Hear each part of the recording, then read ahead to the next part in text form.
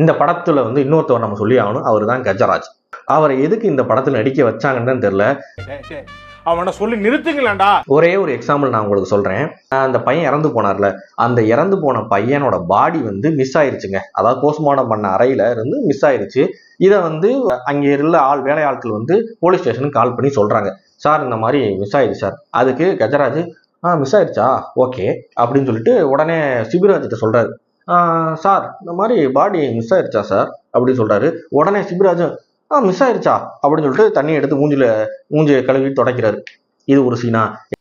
இந்த அவமானம் உனக்கு தேவையா? ஏண்டா அவர் செத்து போயிட்டேன், அந்த செத்து போயிட்டானா அந்த கேஸை நீங்க நடத்துறீங்க. கஜராஜரை சொன்னோன்னே சார் சார் சார் இந்த பாடி மிஸ் ஆயிடுச்சா சார் அப்படின்னு பதட்டத்துல சொல்லணும்ல, அதை விட்டு சார் மிஸ் ஆயிடுச்சா சார் அப்படின்னு சொல்றாரு. இதுதான் எனக்கு கொஞ்சம் மனசு கஷ்டமா இருந்துச்சுங்க. எவ்வளவு பேர் தான் என்ன நோண்டுவீங்க? எல்லாருக்கும் என்ன பார்த்தா எப்படி இருக்குது, இலகாரமா இருக்குதா?